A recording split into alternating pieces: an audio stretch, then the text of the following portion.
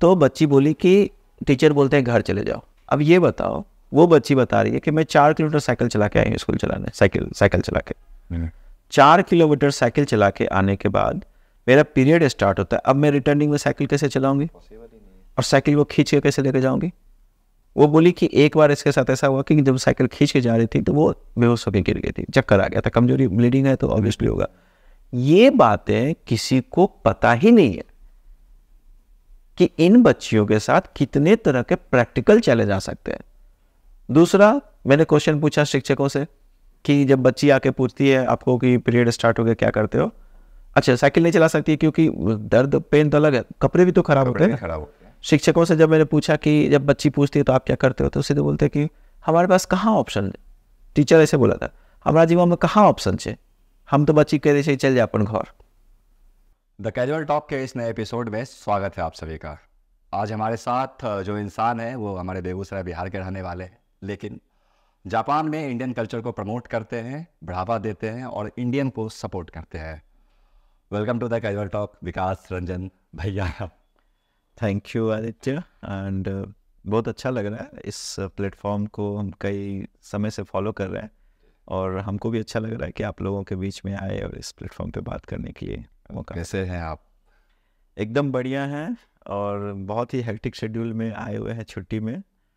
और इस बार छठ पूजा का प्लान करके आना हुआ था कि चलो छठ, 8 साल हो गए, 8 साल के बाद छठ पूजा में आए थे। 8 साल के बाद छठ पूजा में आए, फिर बिहारी 8 साल के बाद आए? नहीं, साल में एक बार आना होता है। तो बेसिकली ईयर एंड के टाइम का जो समय होता है उसमें क्रिसमस की छुट्टी और सब छुट्टी मिला के ऑफिस में थोड़ा ज़्यादा टाइम मिल जाता है। लेकिन इस बार मेरा नेत्रहाट विद्यालय का 25वां वर्षगांठ था, वो एक प्लानिंग थी, छठ पूजा था और मल्टीपल 2-3 चीज़ें थे, जैसे बिहार कॉन्क्लेव था, तो सभी चीज़ों को अटेंड करने के लिए एक छुट्टी का अपना साइकिल बना के आए थे। छठ पूजा का आपने जिक्र किया, जापान में क्या सीन है छठ पूजा का? वहाँ मनाते हैं बिहार के लोग या फिर इंडियन कल्चर के जो भी लोग हैं? जापान में हमारे 1-2 साथी हैं, आंटी हैं, जो लोग अपने घर में छठ पूजा करती हैं और बहुत ही श्रद्धा से जो छठ पूजा हम लोग यहाँ अपने गांव में देखते थे उसी लेवल का छठ पूजा वहाँ पे होता है। हम लोग उनके यहाँ जाते हैं, खरना का प्रसाद खाते हैं, संध्या अर्घ होती है, सुबह का अर्घ होता है और बेसिकली अच्छा लगता है कि कम से कम घर से बाहर उस चीज़ को हम मिस तो नहीं कर रहे हैं। तो पूर्णिया की आंटी हैं, उनके पास हमारा स्नेह उनके पास मिल जाता है हमें।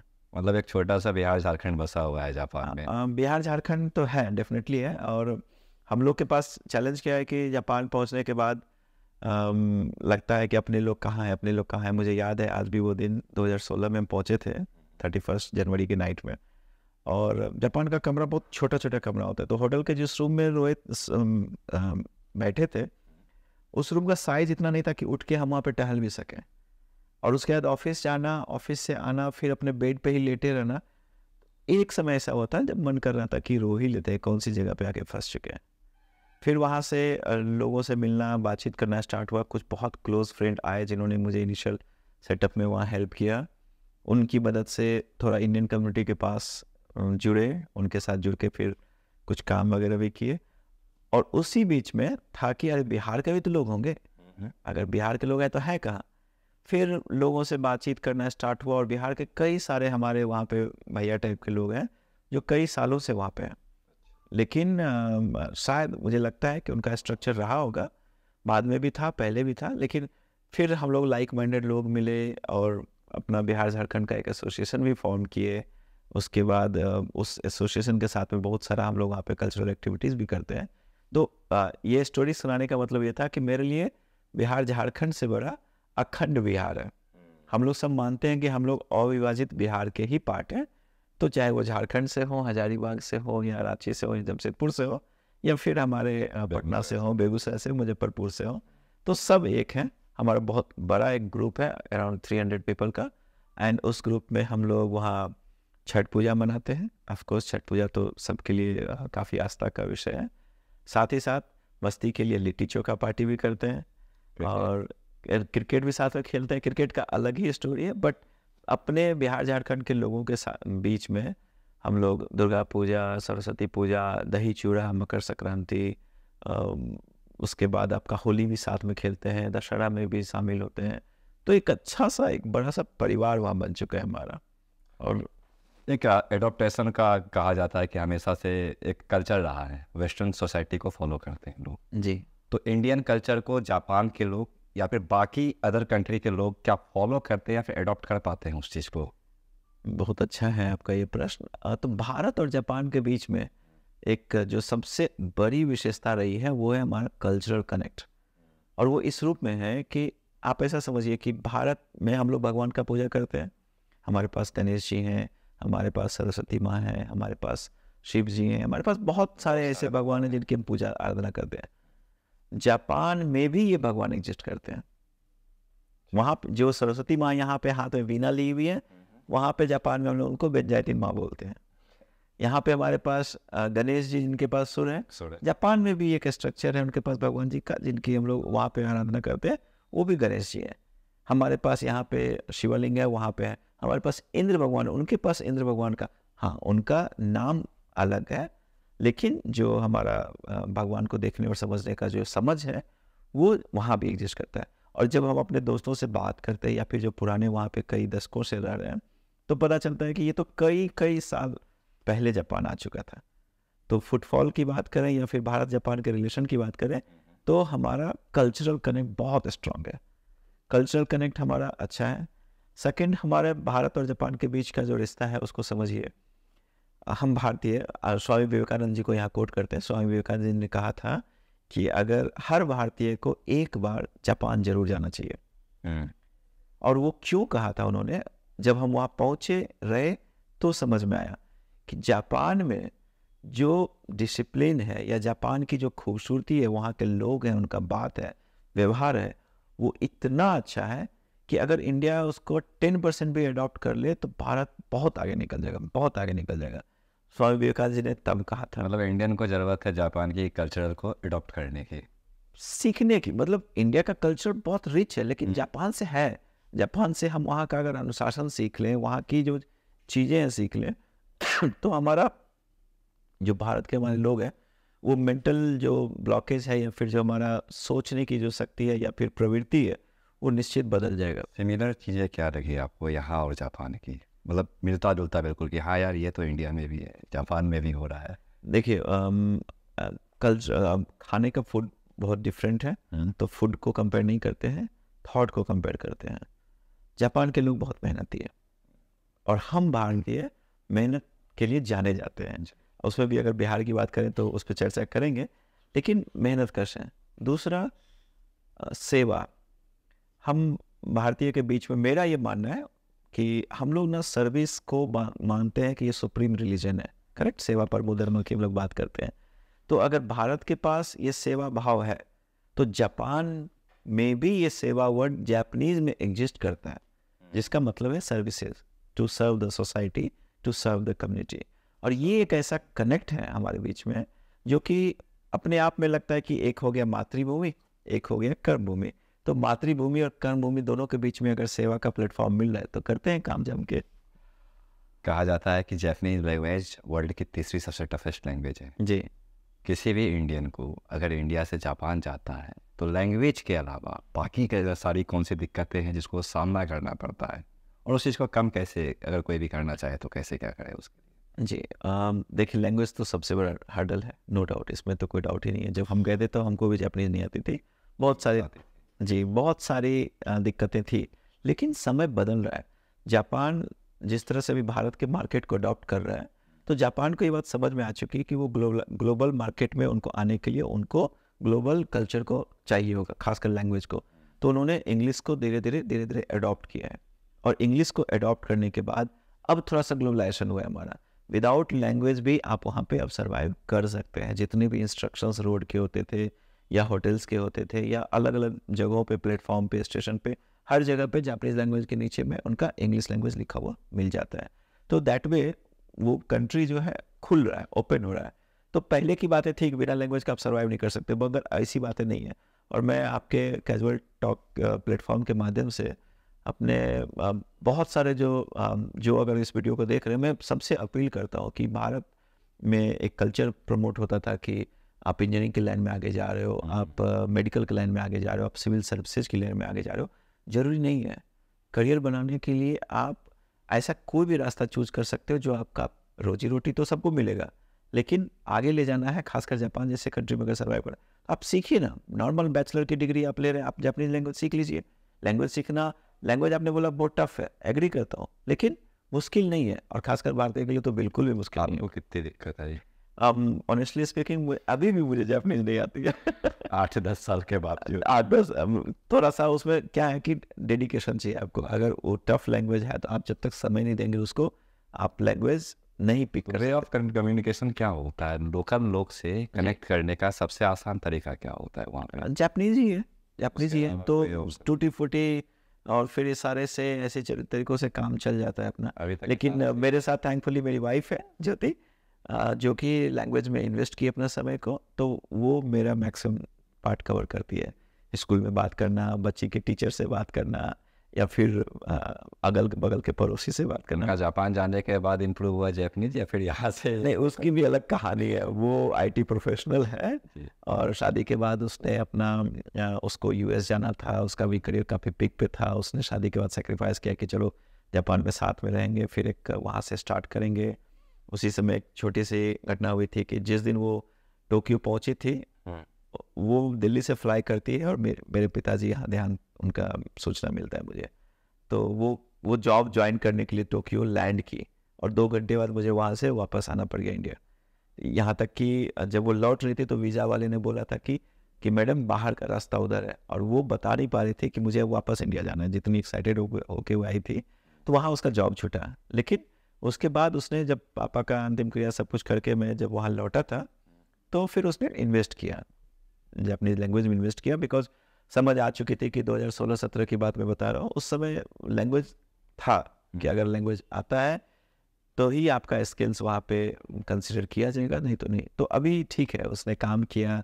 अभी बच्ची छोटी है तो उसने ब्रेक लिया हुआ है, बट हाँ, उसने लैंग्वेज भी कर लिया। इंडियन सोसाइटी के जितने भी लोग हैं, जितना भी कल्चरल इवेंट करते हैं, जो भी करते हैं, तो जापानीज गवर्नमेंट का या फिर वहाँ के एडमिनिस्ट्रेशन का कैसा क्या सपोर्ट मिलता है उन लोगों को? लेकिन भारत जापान का तो वर्तमान सरकार का भी आपने देखा है। अब इस साल जब वहाँ के प्राइम मिनिस्टर थे, मोदी जी थे, तो हमारा दोनों कंट्री का रिलेशन तो काफ़ी स्ट्रांग हो चुका है।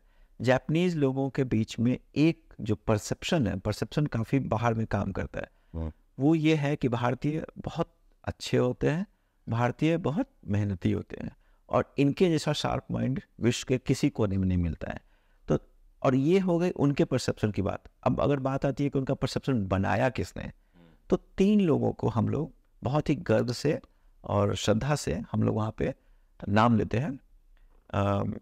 रास बिहारी बोस जी, जस्टिस राधा विनोद पाल और सुभाष चंद्र बोस। ये 3 ऐसे व्यक्तित्व हैं जिनकी चर्चा करने के बाद तो जापानीज लोग आपको बहुत रिस्पेक्ट देते हैं। और मुझे मौका मिला है, मुझे सौभाग्य मिला है कि मैं डिफरेंट प्लेटफॉर्म पे उनके बीच में इनकी बात करता हुआ नजर आया हूँ। और जब मैंने रास बिहारी बोस जी का नाम लिया या सुभाष चंद्र बोस जी का नाम लिया, तो लोग मतलब तालियां बजाना बंद नहीं कर रहे थे कि अच्छा आप भारत से हैं। और वो तो ऐसे लोगों की वजह से हमारी छवि वहाँ पे बहुत ही स्ट्रांग है, एक स्ट्रांग कैरेक्टर के रूप में इंडियंस को देखा जाता है। और जब हम अपना कल्चरल को एक्टिविटीज़ करते हैं, उसके प्रमोशंस की बात करते हैं, बेसिकली क्या है कि हम भारत भी तो 29 राज्यों में बटे हुए हैं, और हर राज्य के लोग जापान में हैं। हमारी संख्या लगभग 40,000-42,000 के आसपास में है। और जितने हम लोग वहाँ पे अलग अलग राज्य के लोग बसे हुए, हर राज्य का अपना फेस्टिवल। हम तो इस मामले में अपने आप को बहुत धनी मानते हैं कि इतना राज्य, हर राज्य का अपना फेस्टिवल, महीने भर तो फेस्टिवल ही चलता रहता है। तो बिहार झारखंड एसोसिएशन जो है ना, उसमें बिहार झारखंड के ही लोग हैं या फिर बाकी भी स्टेट के? नहीं, स्टेट के लोग ही स्टेट के ग्रुप में होते हैं, अलग अलग स्टेट के अलग अलग। हाँ, तो मैं उसी पे आ रहा था कि अब तमिल के जो मेरे दोस्त हैं उनका अपना ग्रुप है, तेलुगु के जो है उनका अपना है, मराठी अपना है, और सब अपने अपने कल्चरल वैल्यूज के लिए काम करते हैं। पार्टिसिपेट एक दूसरे में करते हैं? बिल्कुल करते हैं, बिल्कुल करते हैं। मेरे लिट्टी चोखा के इवेंट में 50 से ज़्यादा मेरे दोस्त थे जो अदर स्टेट के थे। वो ये देखने के लिए आए थे कि कैसा होता है लिट्टी चोखा। अच्छा। जब मेरा मराठी दोस्त कोई शिवाजी जयंती मनाता है या कोई बहुत बड़ा इवेंट करता है, तो हम उसमें खुलकर शिरकत करते हैं। और शिरकत इस रूप में नहीं करते हैं कि हम दर्शक हैं, नहीं, हम पार्टिसिपेट करते हैं साथ में। छत्रपति शिवाजी के नारे हम भी लगाते हैं, और वहाँ पे जब हमारे बिहार के अगर मुख्यमंत्री आए या फिर कोई डेलीगेट आते हैं, तो उनका वेलकम करने के लिए वो लोग भी आते हैं। कोई भी डेलीगेट्स जैसे इंडिया से जाते हैं जी, तो उस समय जो अप्रवासी भारतीय हैं उनका क्या स्केड्यूल रहता है, किस प्रकार से कैसे मैनेज करते हैं सारी चीज़ों को, या फिर एक इन्फॉर्मेशन दिया जाता है उन लोगों को कि हाँ कोई आ रहा है जाके मिल लो, कैसा क्या सीन रहता है उसका? बेसिकली जो कम्युनिकेशन का माध्यम है वो भारतीय दूतावास है। और भारतीय दूतावास अभी कुछ मतलब भारतीय दूतावास को हम लोग बोलते हैं कि होम अवे फ्रॉम होम, क्योंकि जापान में तो हमारे लिए हमारा माई बाप तो कोई है ही नहीं, जो है सो भारतीय राजदूत हो गए या फिर एम्बेसी की पूरी टीम हो गई। तो उनके साथ मुझे काफ़ी क्लोजली काम करने का मौका मिलता है कम्युनिटी के पॉइंट ऑफ व्यू से। और वही एक बॉडी है जिनके थ्रू मैसेज सर्कुलेट होता है, वो इनविटेशन भेजते हैं सारे एसोसिएशंस को या फिर इंडियन रिप्रेजेंटेटिव को जो भी कम्युनिटी के हैं कि आप लोग आइए, फलाने डेट पे आपका मंत्री आ रहा है या फलाने डेट पे ये डेलीगेट आ रहे हैं। और फिर अपने बिजी शेड्यूल में से लोग अपना टाइमिंग निकाल के वहाँ पे मतलब ऐसा कोई ज़रूरी नहीं होता है जाना ही है, जिसको जाना है चाहे। देखिए श्रद्धा की बात है, श्रद्धा की बात है। आइडियोलॉजी की भी इश्यूज होते हैं, लाइक माइंडेड भी होना चाहिए। अब मुझे पता है कि कोई ऐसे लोग आ रहे हैं जो शायद मेरे साथ मैच नहीं करे, तो अपने हिसाब से सुविधानुसार लोग जाते हैं।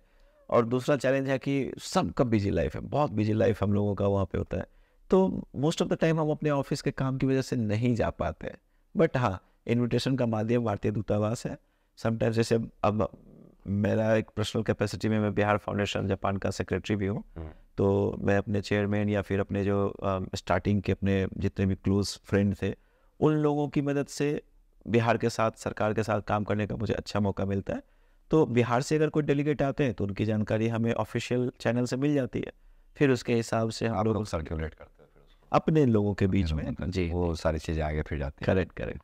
बिहार से बाहर या फिर इंडिया के बाहर किसी भी मंच पे खड़ा होकर खुद को प्राउड बिहारी कहना कितना प्राउड फील देता है किसी के लिए? ये टच करने वाली बात है, क्योंकि मुझे मेरे दोस्त चलता फिरता बिहारी ही बोलते हैं। और जापान में मतलब देखिए, भारतीय तो हैं ही, निश्चित है, लेकिन बिहारी बहुत यूनिक मुझे लगता है। और जितने हमारे अदर स्टेट के फ्रेंड हैं, मैं तहे दिल से उन लोगों का धन्यवाद हमेशा करता रहा हूँ कि वो सब मुझे इस रूप में भी अपने साथ जोड़ के रखते हैं कि भाई तू बिहार का लड़का है और तू अच्छा कर रहा है, मतलब तो इतना अच्छा वॉलंटियर है, तुम इतना अच्छा ईगर टू वर्क करने के लिए लगे रहते हो, तो वो लोग खोज लेते हैं। अभी रिसेंटली एक इवेंट हुआ था, हमारे महाराष्ट्र के जो कल्चरल मिनिस्टर हैं वो लंदन गए हुए थे छत्रपति शिवाजी महाराज का नख लाने के लिए, जिससे उन्होंने वध किया था। उनके वेलकम में मराठी फ्रेंड्स सारे आए हुए थे, तो मैंने अपना इंट्रोडक्शन ही दिया था कि मैं विकास रंजन बिहार से। और वो बोले कि भाई बिहार तुम्हारा क्या काम यहाँ? तो मैंने उनको यही बोला था कि छत्रपति शिवाजी तो हमारे भी हैं। और वो बहुत खुश हुए थे। और ऐसी बातें हैं हमारे बीच में होती रहती है। और अपना जो बिहार का जो कल्चर है उस पर हम लोग काफ़ी काम भी करते हैं।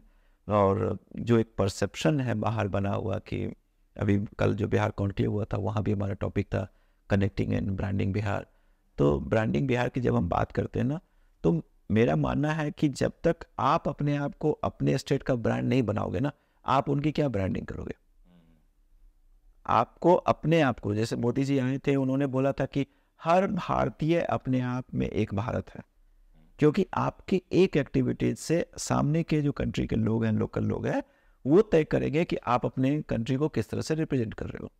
तो इमेजिन कीजिए, अगर मैं भारतीय हूँ, जापान की सड़कों पर जाकर मैंने किसी को छेड़ दिया या कुछ ऐसी गलती कर दी जो नहीं करना चाहिए था, तो वो उस पर्टिकुलर व्यक्ति का नहीं है प्रॉब्लम, पूरे इंडिया को वो अकेला व्यक्ति रिप्रेजेंट कर रहा होता। अगर पुलिस ने उसको पकड़ा तो वो यही बोलेगा कि अरे इंडियन गलती कर रहा था। तो बाहर में हमारी जो समझदारी है या हमारा जो व्यवहार है वो बहुत ज़्यादा बड़ा हो जाता है, रिस्पॉन्सिबिलिटी ज़्यादा है, सेंस ऑफ रिस्पॉन्सिबिलिटी होनी चाहिए कि मेरी एक छोटी गलती मेरे नाम, कंट्री का नाम खराब कर देगा। ऑन द सेम पैटर्न, जब मैं भारत के बारे में ये बात कर रहा हूँ तो ऑफकोर्स मुझे अपने स्टेट, अपने बिहार के बारे में भी ध्यान रखना होता है।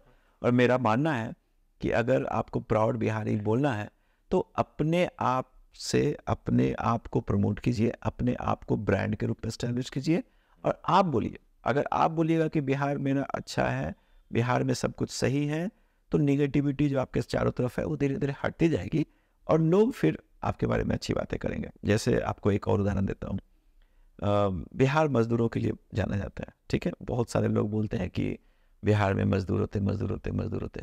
कोरोना हुआ, कोरोना काल में भारत सरकार ने बहुत अच्छा काम किया, इसमें कोई शक नहीं है। उसी कोरोना काल में आप ये देखिए कि जब सब लोग सब जगह पे लॉकडाउन पे बंद पड़े हुए थे, तो कौन था जो कि सबसे ज़्यादा काम कर रहा था बॉर्डर्स पे या फिर अलग अलग जगहों पे, जिनको निकालने के लिए और सब कुछ करते? सारे बिहारी के थे। क्या थे। तो बताने की ज़रूरत है कि भैया ऐसा है कि आप अपने स्टेट में फंसे हुए जरूर है, लेकिन आपका मदद करने के लिए हम बिहार के लोग वहाँ पे उपस्थित थे। पर्सनल कैपेसिटी में मैंने भी काफ़ी कुछ काम किया है, लेकिन मेरा मानना वही है कि बिहार तो भाई हम तो बहुत प्राउड फील करते हैं। कोई भी इंसान पहली बार जापान जाता है तो इंडियन सोसाइटी के द्वारा किस प्रकार से सपोर्ट किया जाता है, या फिर कुछ चीज़ें होती हैं, दिक्कत तो सबको आती है जैसे आपने बताया, तो आप कैसे फाइंड आउट करते हो कि हाँ ठीक है ये बाहर से है, मतलब अपने देश से आया हुआ है जी, इसको ये दिक्कत है, इसका इस तरीके से निवारण कर सकते हैं, या फिर इसको इस प्रकार से हम लोग सहायता पहुंचा सकते हैं, वो वे ऑफ हेल्प जो होता है वो क्या होता है आप लोगों का? हमारा जो अपना भारतीय समुदाय है वहाँ पे हमारा बहुत ही क्लोज कनेक्शन है। अब भले ही हम क्यों ना अलग अलग स्टेट के रिप्रेजेंटेटिव हो, स्टेट ग्रुप के मेंबर हो। मैंने इंडिया की बात की जी, हाँ, जो तो क्या है कि जैसे मैं वहाँ पे हूँ, मैं बिहार से हूँ बट वहाँ तो इंडियन हूँ। तो तमिलनाडु से कोई मेरा फ्रेंड आया या तमिलनाडु का कोई मेरा फ्रेंड है वहाँ पे, उसके साथ कुछ अनहोनी हो जाती है, तो सब एक साथ मिलकर सपोर्ट करते हैं एक दूसरे को। हमारा जो कम्युनिटी में एक दूसरे को सपोर्ट करने का जो स्ट्रेंथ है, मतलब मैंने देखा है कि अमेरिका लंदन की बात मैंने सुनी थी बचपन में, जापान को तो मैं जी रहा हूँ, बहुत ही यूनिक और अच्छा है। एक ऐसा चैनल हमने बना रखा है कि अगर कोई भारतीय वहाँ आते हैं, बहुत सारे आजकल तो व्हाट्सएप ग्रुप का ज़माना हो गया, सोशल मीडिया पे इतने सारे फेसबुक ग्रुप्स हैं, Indians in Japan, connect India in Japan, तो कोई भी कहीं से आता है वो एक पोस्ट करता है और हमें से प्रॉम्प्टली कोई कनेक्टिविटी सभी की आपस में एक दूसरे से पहले नहीं थी, अब अच्छी हो गई सोशल मीडिया के ज़माने में। हमें मतलब मुझे याद है वो दिन, मेरा फ्रेंड है संदीप गुंडप, मैंने जापान जाने के दिन, जिस दिन मैंने वहाँ लैंड किया था, मैं किसी को नहीं जानता था, किसी को नहीं, और मुझे जाना था। मुझे मेरे एचआर ने बोला कि आपको 1 वीक में होटल में रहना है और 8वें दिन आपको किसी घर में शिफ्ट करना है। अब मेरे पास ना ही किसी घर का पता, ना एड्रेस का पता, कहाँ रहना ये भी नहीं पता। तो मैंने फेसबुक पे इधर उधर सब जगह सर्च किया था, तो मेरा दोस्त एक बना है जो कि बहुत सोशल मीडिया से संदीप गुंडप ने मुझे मैसेज करके बोला कि ओजिमा करके एक जगह है जहाँ भारतीय समुदाय के लोग रहते हैं, आप इधर आ जाइए, घर खोज लीजिए। एचआर ने एक एजेंट का नंबर दिया, एजेंट को मैंने बोला मुझे ओजिमा ले चलो, और वहाँ पे जाके जब घर पसंद आ गया तो रहे थे। वो था एक दिन, और आज एक दिन है कि हमने काम किया अपने दोस्तों के साथ मिलकर, और ये निश्चित एश्योर किया है कि जापान आने वाला भारतीय उसको वहाँ पे इनिशियल डेज में कोई दिक्कत ना हो। इंडियन जो यूथ हैं या फिर जो भी हैं बाहर के लोग, अगर नॉर्मल पढ़े लिखे, ज़्यादा ने ग्रेजुएशन किया हुआ उन लोगों ने, तो उनके लिए क्या अपॉर्चुनिटीज़ हैं बिहार, मतलब जापान में आज के डेट में? देखिए, जापान में तो लैंग्वेज का एक बड़ा बैरियर है, ठीक है, और वाइट कॉलर वालों के लिए तो फिर भी ओपन है। जो हमारे नर्सिंग सेक्टर्स के हो गए या फिर मजदूर वर्ग के लोग हो गए, उनके लिए तो जापान चैलेंज है, क्योंकि आपको नेटिव लैंग्वेज में बात करनी पड़ेगी। करेक्ट है। डॉक्टर्स के लिए चैलेंज है, क्योंकि पेशेंट्स आपके जो आएंगे वो नेटिव लैंग्वेज में अपना बताएंगे कि मेरे दांत में दर्द है, मेरे यहाँ दर्द है, तो आपको लैंग्वेज पता होना चाहिए। तो जब तक लैंग्वेज का बैरियर है, थोड़ा सा चैलेंजिंग है रास्ता। लेकिन अदर सेक्टर, इंटरप्रेन्योर है या फिर हमारे आईटी सेक्टर्स के लोग हो गए या फिर बिजनेसमैन हो गए, उनके लिए इंपोर्ट एक्सपोर्ट हो गया, उनके लिए रास्ता एकदम ओपन है। मतलब आपको मैं बताता हूँ कि मैं जिस मल्टीनेशनल कंपनी में काम करता हूँ, वो पिछले 2-3 सालों से इंडिया आती है और आईआईटी के कैंपस से डायरेक्ट हायरिंग करती है और उनको जापान के एम्प्लॉयमेंट पे पोस्ट कर रही है विदाउट जापानीज लैंग्वेज। दिक्कत तो आती होंगी, फिर उनको दिक्कत आती है, उनको ट्रेनिंग दे दिया जाता है, लेकिन उसके पीछे का ये है कि भाई इंडियन टैलेंट है, इनको मिस नहीं करना है, इनको ले चलो। टैलेंट चाहिए, टैलेंट चाहिए, और टैलेंट में भी सिर्फ इंडियन चाहिए। मेरे जो कंट्री हेड हैं या फिर जो हाई डिमांड है इंडिया। बिल्कुल बिल्कुल बिल्कुल, हम भारतीय तो इसीलिए जाने जाते हैं। अगर मैं थोड़ा सा बिल्कुल पीछे इससे, जैसे पिछले बातचीत में आपने जिक्र किया था कि जिस दिन आपकी वाइफ जापान लैंड की थी, उस दिन आपके पापा की डेथ हो गई थी जी। तो वो टाइम जो था वो कैसा था, कि वो फेज किस तरीके से आपने फेस किया था उसको? मेरे लिए तो बहुत टफ था। रात के 2 बजे मुझे फ़ोन आया था कि पापा गुजर गए, और एक दिन पहले पापा से मेरी 1.5 घंटे की बातचीत थी। और कहते हैं, अब मैं महसूस करता हूँ, कहते हैं कि कोई जाने वाला होता है तो उसको थोड़ी सी भनक होती है कि कुछ तो गड़बड़ हो सकता है। पापा से मैं इतने सालों से इतनी बार मतलब मेरी तो रेगुलर बातचीत होती थी, लेकिन कभी भी उन्होंने उतनी डिटेलिंग में बात नहीं की थी जितना उन्होंने एक दिन पहले किया था। 1.5 घंटे की बातचीत थी हमारी। उन्होंने पूरा डिटेल अपना डिस्कशन किया था मेरे साथ में, घर का, परिवार का, ज़मीन का, बहुत सारी बातें हुई थी। और अगले दिन वो चल बसे। टफ था, बहुत टफ था, क्योंकि एक तरफ आप इमेजिन कीजिए कि मैं अपने घर को सजा के अपने वाइफ की पहली बार, शादी के बाद वो पहली बार जापान आ रही थी, अकेले आ रही थी, उसके स्वागत के लिए मैंने पूरा सब कुछ इंतजाम कर रखा है, और मुझे फ़ोन आता है कि पापा गुजर गए। और उसमें एक छोटा सा जो टफ पार्ट है, और वो भी मैं आपके इस टॉक के माध्यम से हाईलाइट करना चाहता हूँ कि बाहर चले तो जाते हैं हम लोग, लेकिन ये जो डिस्टेंस है जाने का, ट्रैवल डिस्टेंस है, वो बहुत बड़ा होता है हमारा, और कनेक्टिविटी नहीं है प्रॉपर, खासकर बिहार जैसे जगहों पे, तो उसमें बहुत बहुत फेस करना पड़ता है। आप इमेजिन कीजिए कि मुझे रात को 2:30 बजे फ़ोन आता है कि पापा गुजर गए, और मुझे आनन फानन में टिकट लेनी है, फ़्लाइट है सुबह 11 बजे की। मैं एयरपोर्ट जाता हूँ, वाइफ को पिक करता हूँ, 1 घंटे के बाद उसको वापस उसी फ़्लाइट पे वापस लेके जाता हूँ, वहाँ से 10 घंटे में दिल्ली पहुँचता हूँ। दिल्ली में कनेक्टिंग फ़्लाइट लिया, क्योंकि दिल्ली से पटना और रांची के लिए कोई फ़्लाइट ही नहीं है शाम को कनेक्टिंग। अब दिल्ली पहुंचने के बाद मैं वेट तो नहीं कर सकते ना वैसी परिस्थिति में। दिल्ली से कोलकाता, कोलकाता से रात को मिडनाइट में ट्रेन से मोकामा, मोकामा में फिर गाड़ी से बेगूसराय। ये जो जर्नी था मेरा 2.5 डेज का था। एक बहुत तब तक सारी चीज़ें यहाँ पे सब होल्ड कर रहे थे कि मुखाग्नि मुझे ही देना था, तो वो बहुत टफ था मेरे लिए, तो बहुत टफ था। और मुझे लगता है कि पापा के जाने के बाद से जो सिचुएशन हमारे घर का भी रहा, या फिर अपना दोनों भाई का भी रहा, उतना आसान नहीं था उसे उबरना, बट कहते हैं कि ज़िंदगी चलने का नाम है। उस समय आपके पापा चूँकि एक बिजनेसमैन रह चुके हैं, उसके बाद क्रियाक्रम के बाद का जो फेस था, किस प्रकार आपने बिजनेस को मैनेज किया, खुद को मैनेज किया, और अपनी फैमिली को कैसे आपने संभाला था, वो अगर उस पर आप बात करना चाहें। मेरे पापा का रनिंग बिजनेस था, वो बेगूसराय में बस मालिक थे, उनका लाला उदी ट्रेवल्स नाम से बस चलता था पटना के लिए। और रनिंग बिजनेस को क्लोज करना उतना आसान नहीं होता है, लेकिन सारे स्टाफ बहुत सारे, हाँ, मतलब एक पूरा सेटअप था, और वो सेटअप को चलाने वाला ही चले गए। लेकिन मतलब हमारे घर की जो सबसे बड़ी स्ट्रेंथ है मेरी माँ, मेरी मम्मी, उन्होंने उसको बहुत अच्छे से संभाला। मेरा इमोशनल ब्रेकडाउन इस रूप में था कि अगर ये बिज़नेस गया तो इसके साथ पापा का नाम जाएगा, पता नहीं क्या होने वाला है। बट क्रियाक्रम करने के बाद मैंने पापा के रूटीन को जिया, लगभग 17 दिन पापा के रूटीन को जिया। पापा जिस तरह से बस पे तैयार होते थे, उस तरह से तैयार होकर मैं भी जाता था बस स्टैंड में खड़ा होकर बस खुलवाने के लिए, और फिर वहाँ से जब बस चली जाती थी तो वहाँ से फिर इमोशनल होकर घर पे आके बैठ कर रोते थे, मम्मी को बताते थे। फिर बीच में थोड़ी बहुत और स्टाफ के पीछे लग के उनके साथ में क्लोजली काम करने का मौका मिला। कुछ अच्छी सेविंग भी करके मैंने मम्मी के हाथ में दिया, और मेरा तो ऑलमोस्ट ये डिसीजन हो चुका था कि जापान छोड़ देते हैं, क्योंकि मम्मी अब अकेली रहेगी मेरे साथ, और तो कोई है नहीं घर पे देखने वाला, और रनिंग बिजनेस है तो आते हैं बेगूसराय बसते हैं, यहीं पे कुछ करेंगे।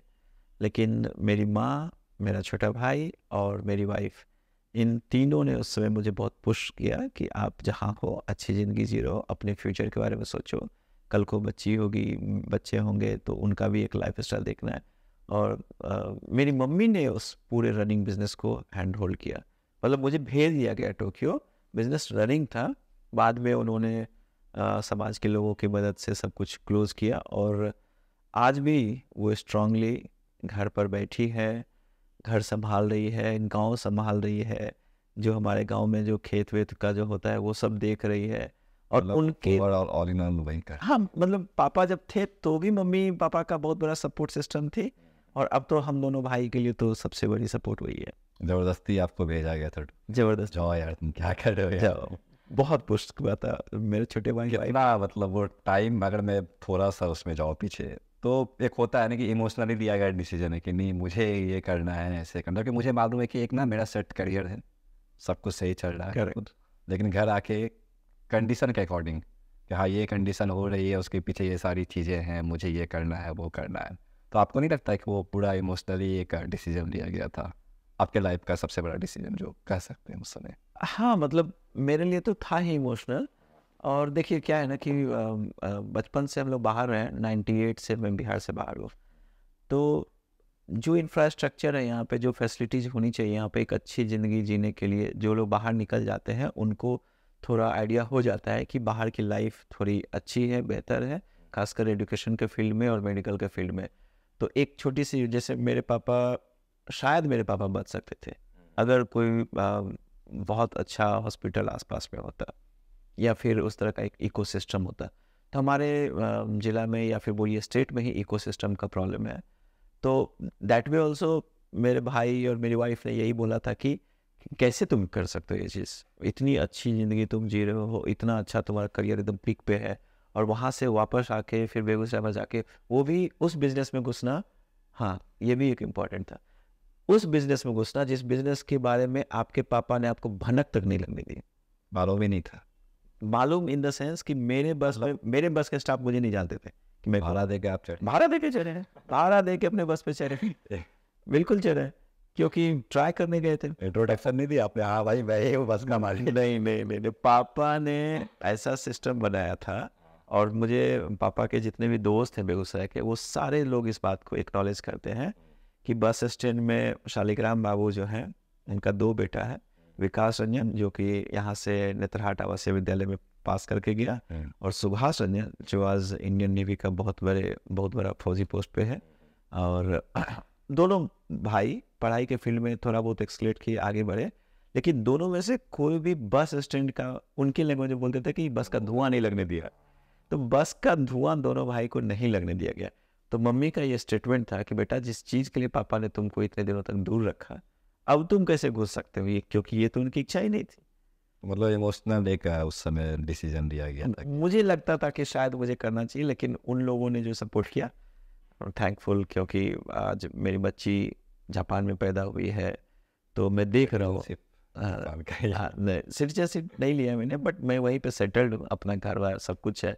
तो जितने भी हम बिहारी प्रवासी जो हैं, हम लोग सबका मानना है कि अपने स्टेट का ग्रोथ होना चाहिए। हम लोग बिहार के इकोसिस्टम को ठीक करने के लिए, इंडस्ट्री डिपार्टमेंट हो, टूरिज्म डिपार्टमेंट हो, या फिर बिहार सरकार, हम लोग रेडी हैं उनके साथ काम करने के लिए। नोवा का जिक्र किया, लेकिन अभी आपने टी शर्ट पहना है नोवा GSR का। हाँ जी। क्या है नोवा GSR? देखिए, जो मैंने बात बताई नोवा का, और नोवा का हमारा बहुत बड़ा परिवार है, मैंने आपको जिक्र कर दिया। नोवा सारे चैप्टर्स ग्रुप एस्टेब्लिश है, और हम नोवा के बीच में जो हमारी जो मूलभूत स्ट्रक्चर है वो है मिलना जुलना, खाना पीना, एक दूसरे की मदद करना, और ये सब कुछ भाईचारा। जो बच्चे हमारे पास आते हैं, उनको किसी तरह की कोई दिक्कतें हैं, चाहे वो मेंटरशिप का हो या फिर इकोनॉमिकली उनको कुछ दिक्कतें होती है, वो भी हमारे पास आते हैं। तो एक कंप्लीट उसका हमने SOP बना रखा है कि इन सारे क्राइटेरिया पे अगर आप आएंगे तो आप आइए, नोवा GSR welcome you and definitely will support you.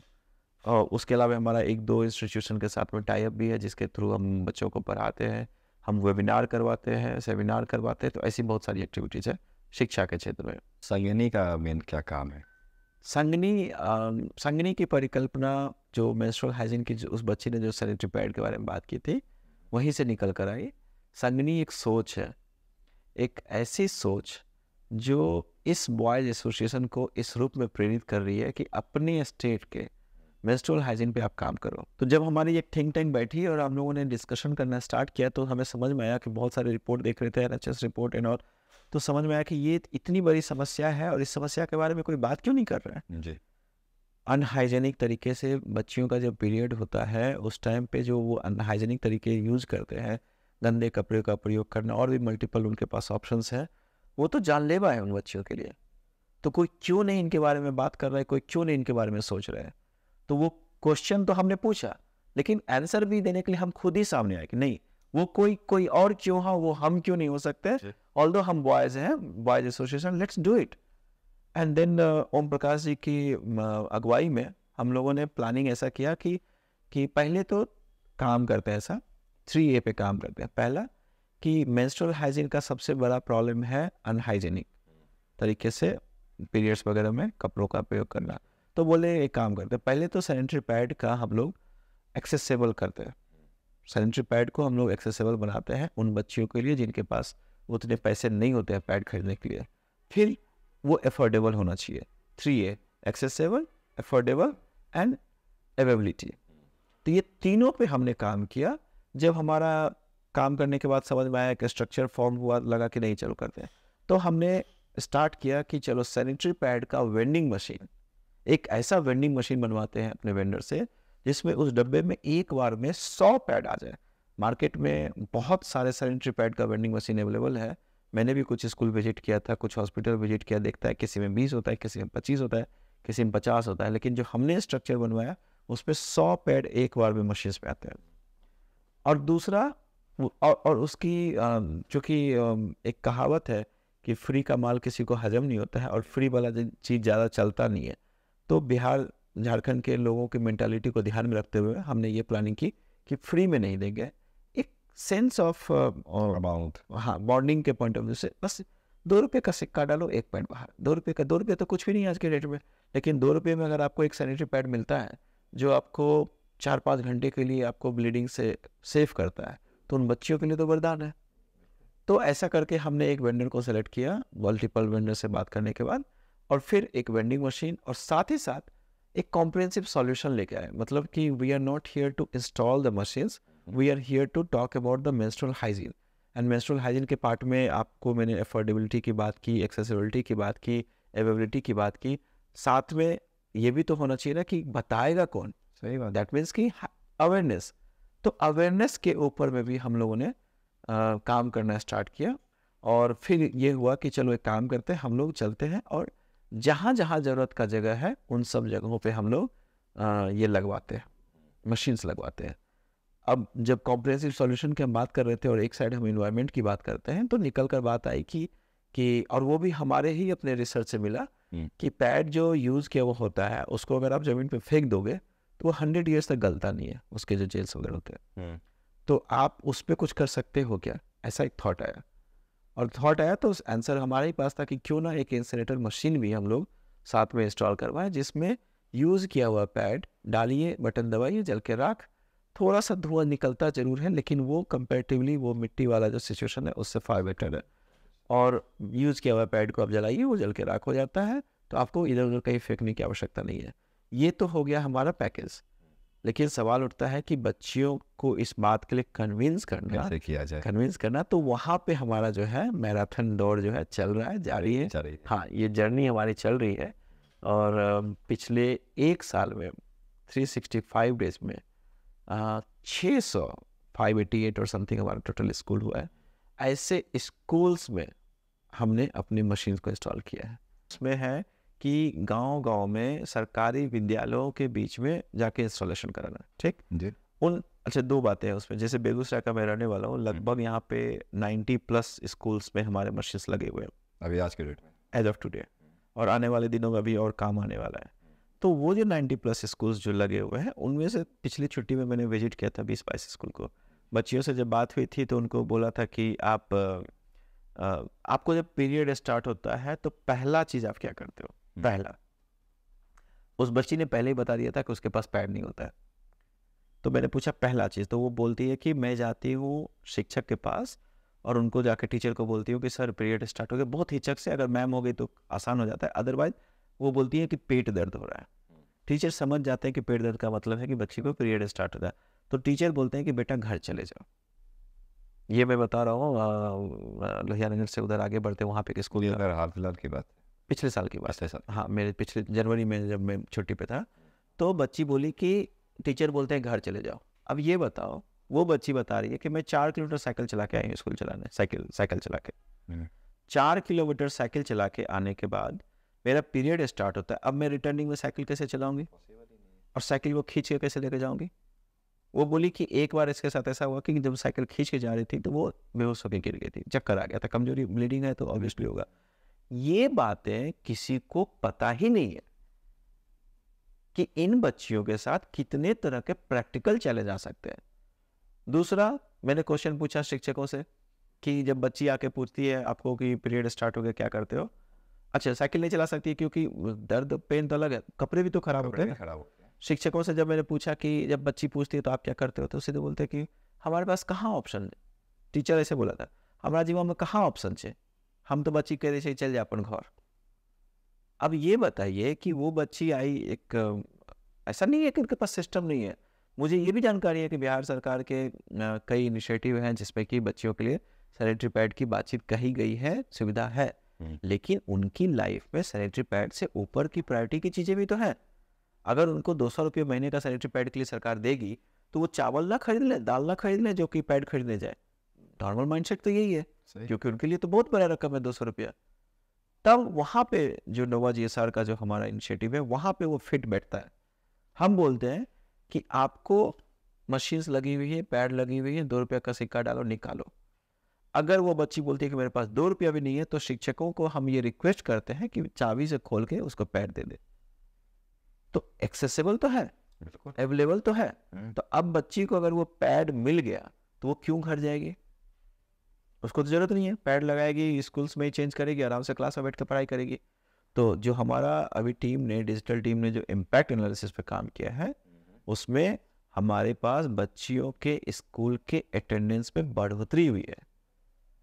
And that's where हम लोग प्राउडली बोलते हैं कि भाई we are the change maker, हम तो चेंज ला रहे हैं, आप नोटिस नहीं कर रहे हैं, अलग बात है। अगर किसी एक स्कूल के एक बच्ची का अटेंडेंस बढ़ गया, मतलब कि उसका 5 दिन जो पढ़ाई में नुकसान होता था वो अब नहीं होगा। घर पे बैठने के बाद तो थोड़े ना टीचर दोबारा वो सब्जेक्ट जो पढ़ा दिया 5 दिन में पढ़ा देगा। तो that kind of concept we are building, that kind of impact we are seeing. ये एक सबसे बड़ा इम्पैक्ट अभी तक कर रहा है। वन ऑफ द दूसरा एक और पहलू था कि एक कुछ शिक्षकों ने बोला कि मशीन का डब्बा तो लगा के कोई चल जाए, एकरा में सामान कहाँ से, आप पैड भरते क्या? कौन देगा रिस्पॉन्सिबिलिटी उस पैड को भरने के लिए? वहाँ पे फिर हमारा सिस्टम आता है सप्लाई चेन का। हम बोलते हैं उनको कि जो पैसे आपके बक्से में थोड़ा बहुत भी जमा हुए उसको अपने वाजीएसआर को दे दीजिए, उसके अगेंस्ट में जितना पैड चाहिए हम आपको मुहैया करा देंगे। तो हमारा हब है बना हुआ पूर्णिया, सहरसा, कोसी के पास में। आप लोगों ने रमेश चंद्र मिश्रा जी का नाम सुना होगा, विद्या विहार इंस्टीट्यूट ऑफ, बहुत बड़ा सेटअप है उनका। रमेश जी के he is our president of Nova GSR India body. Ramesh ji के गाइडलाइन में 250 के आसपास हमारा स्कूल कवर किया हमने कमिश्नरी में, वो 7 जिला में। और वहाँ पे हमारा एक हब है, किसी स्कूल को कभी भी पैड की जरूरत हो पहुँच जाता है। बेगूसराय में 100 स्कूल, मेरा घर मेरा हब है, किसी स्कूल को जरूरत हो पैड पहुँचवा देंगे। पटना मेरा सेंट्रल हब है, वहाँ से किसी स्कूल का आवश्यकता हो पहुँचा देंगे। रांची मेरा सेंट्रल हब है, झारखंड के किसी स्कूल का आवश्यकता होगा वहाँ पहुँचा देंगे। मतलब एक पूरा का पूरा सिस्टम बना हुआ है, पूरा सप्लाई इस तरीके से काम करती है। सप्लाई चेन का, सप्लाई एंड डिमांड, जहाँ पर डिमांड हुआ सप्लाई वो चीज़ जाकर सप्लाई चेन का पूरा सिस्टम बना हुआ है। एंड वहीं पे हमको और काम अभी करना है फ्यूचर में, जिसमें कि पैड के कंजम्पशंस पे भी बात करनी है। कल 2 दिन पटना में थे तो वहाँ पे भी कुछ ऑफिशियल से बात हुई मेरी। भारत सरकार, बिहार सरकार भी बता रही है कि उनके पास कुछ प्लान्स हैं। तो थैंकफुल टू बिहार सरकार, या बोलिए कि एटलीस्ट नाउ इस टॉपिक पे लोग बात करना स्टार्ट कर चुके हैं। मेंस्ट्रुअल हाइजीन के मामले में बिहार सरकार एनएचएस के रिपोर्ट में सबसे निचले पायदान पे है। अगर हमारे इस इनिशिएटिव के माध्यम से ये एक पायदान भी ऊपर आ गया ना, तो हम समझेंगे कि हमने सोसाइटी के लिए कुछ किया। यही एक आपका मुख्य तरीके से योगदान हो सकता है, ऐसा डिस्ट्रैक्शन के मायने आपके लिए हो सकते हैं। स्वांता सुखाय की बात है, विकास रंजन को इस चीज़ से खुशी मिलती है। विकास रंजन एंड हमारे साथ जुड़े हुए हर वो व्यक्ति जो इस प्रोजेक्ट में इन्वॉल्व है। बिल्कुल, क्योंकि भैया आपकी एक प्यारी सी बेटी भी है, जापान में ही रहती है, जापानीज नाम भी है उसका। क्या नाम है? रेवा।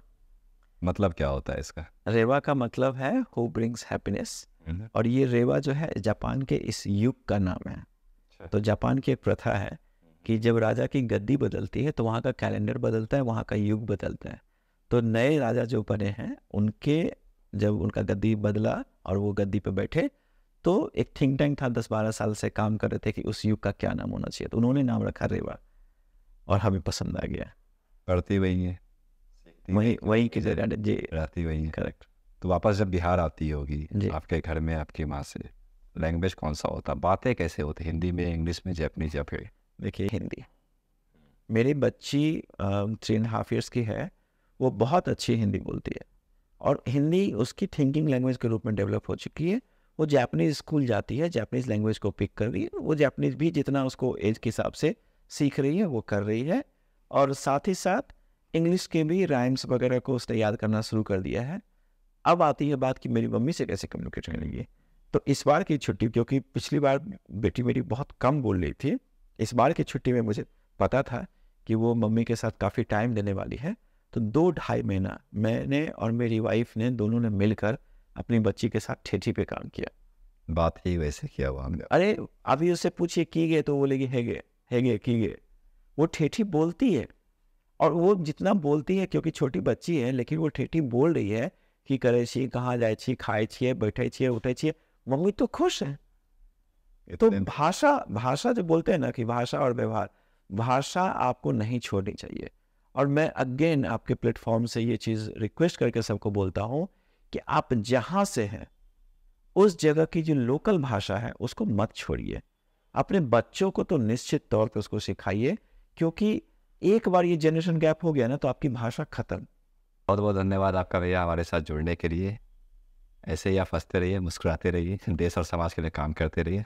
बहुत बहुत धन्यवाद भैया। Thank you. कैजुअल टॉक के आपके इस प्लेटफॉर्म को मेरा बहुत बहुत अभिनंदन, बहुत बहुत साधुवाद, धन्यवाद। आप लोग एक बहुत अच्छा कॉन्सेप्ट लेकर आए हैं, जिस कॉन्सेप्ट में सामने आप हैं, लेकिन मुझे पता है कि आपकी एक पूरी टीम है जो पर्दे के पीछे काम कर रही है। मुकुंद को मैं काफ़ी समय से जान रहा हूँ, बहुत अच्छा काम कर रहे हैं, बहुत बड़ा प्लेटफॉर्म लेके आए आप लोग। और मुझे उम्मीद है कि इस तरह के काम करने के बाद आने वाले दिनों में निश्चित आपका एक ऐसा वैल्यू बनेगा जिस प्लेटफॉर्म पे बाकी सारे लोग भी आकर बात करेंगे। और बातचीत का तो दौर चलता ही रहता है, लेकिन जिस कैजुअल तरीके से आपने बात रखी वो कैजुअल टॉक को सार्थक करता है। बहुत बहुत थैंक यू। आपका थैंक यू। Thank you.